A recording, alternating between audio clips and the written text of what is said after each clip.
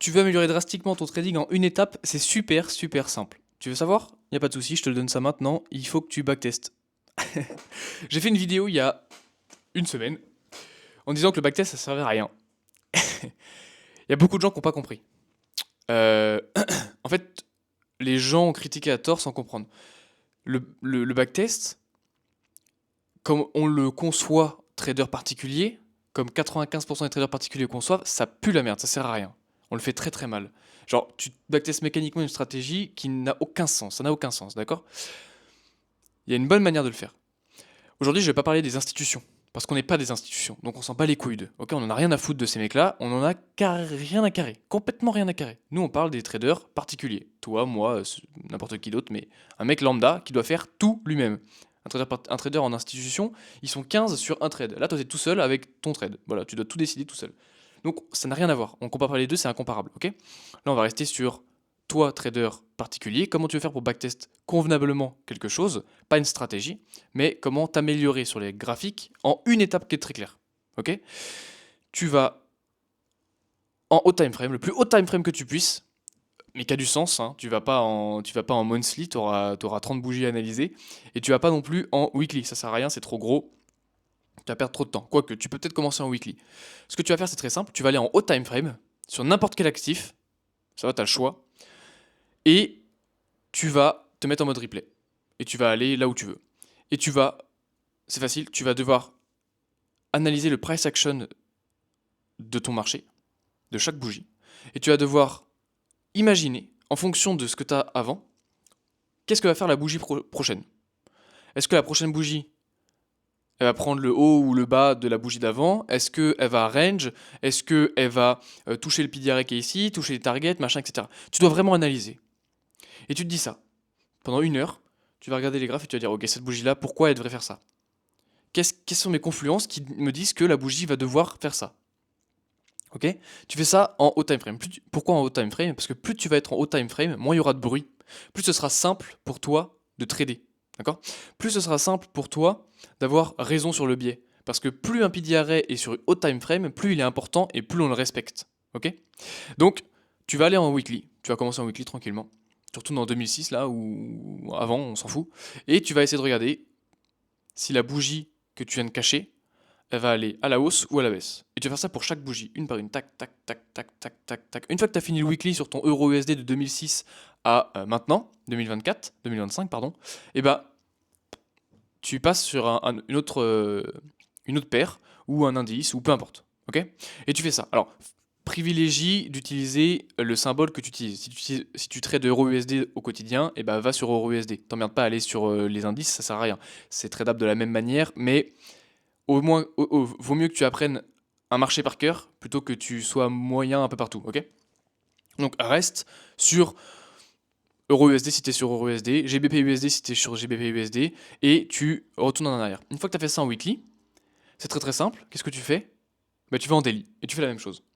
Et là, tu vas t'améliorer. Tu vas t'améliorer non pas sur ta stratégie, non pas sur ton plan, non pas sur quoi que ce soit, parce que de toute façon, on s'en fout de ça. C'est pas comme ça que tu vas t'améliorer sur ta stratégie, ton plan, ta prise de notes ou quoi.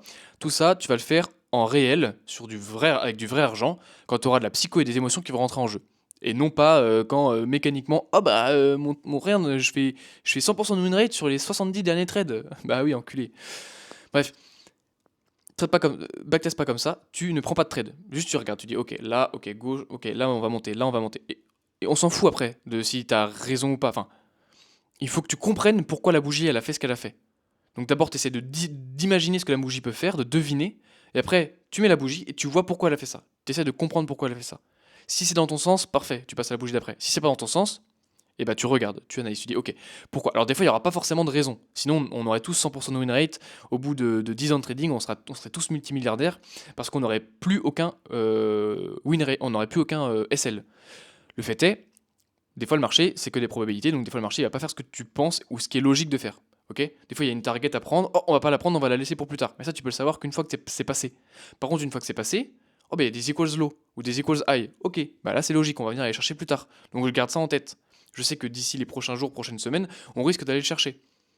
Peut-être.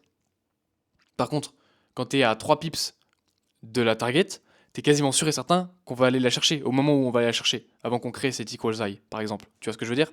Donc, tu peux pas savoir. Mais c'est logique qu'on aille la chercher. Et bien ça, ce sera un SL logique, ce serait un bon SL, tu vois. Ce serait pas un SL en contre-tendance où tu mets 2 pips de SL et tu te prends des spreads de fou, tu vois. Rien à voir. Voilà, et là tu vas vraiment améliorer ton trading. Tu vas pas améliorer ton trading sur ta stratégie ou ton mécanisme, mais par contre tu vas améliorer ta stratégie sur ta lecture du price action et des bougies et des graphiques en lui-même, ok? Et là tu vas devenir bon. Et tu seras plus dépendant à des indices, pardon, à des indicateurs, pardon, comme la moyenne mobile, le RSI, les Bollinger, les trucs de merde comme ça, là, ça, je veux même pas en entendre parler, ça sert à rien du tout, d'accord? Donc, traite pas avec ça, traite avec ce que les bougies te disent, ok? Et les targets. Le marché, pour te donner des petites indications, si tu sais pas analyser, le marché il va de liquidité en liquidité. Si tu arrives à comprendre d'où le marché vient et où le marché va, t'as tout compris, ok? Donc va en arrière sur tes graphes et fais ça. Pose pas de trade, pose pas de pied d'arrêt, on s'en fout. Ton graphique doit être vierge. Et si tu fais ça et que ton graphique il est pas vierge, tu vas être embrouillé par des indicateurs qui sont pas là pour t'aider, ok? Donc enlève tout, t'as un graphique vierge et tu fais ça, tu fais cet exercice-là. Et ce sera beaucoup plus bénéfique pour ton trading et pour toi que faire du backtesting mécanique de merde en voulant faire semblant de prendre des trades, ok? Bref, vidéo qui est pas très longue du tout. Je voulais juste donner ma vision d'un bon backtesting, si c'est pas vraiment un backtesting. Encore une fois, les puristes ils veulent m'en coller une là, mais t'as compris, ok? On n'est pas des institutions, donc je parle pas à des je parle pas à des gens qui travaillent en institution. Je parle pas à des institutions en elles-mêmes non plus. Je parle à des traders euh, particuliers, pardon, qui sont débutants. Voilà à qui je parle.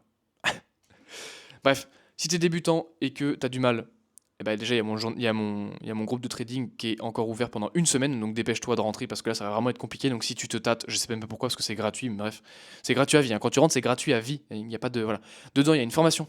Ok, il y a une formation qui est gratuite aussi, qui te permet d'avoir, c'est une espèce de petite roadmap en 8 étapes qui te permet de savoir exactement ce que tu dois faire pour être bon en trading, ok? Et dans cette roadmap, c'est très très simple.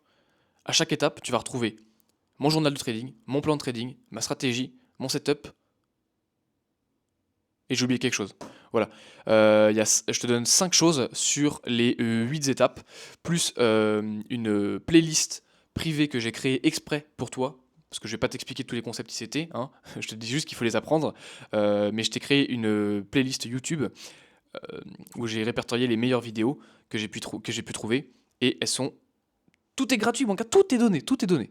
Donc, rentre, arrête de me péter les couilles, et viens apprendre ce que c'est le vrai trading. Parce que là, ton backtesting à la con, tu seras jamais rentable, ok? Bref. Allez, sur ce, ciao.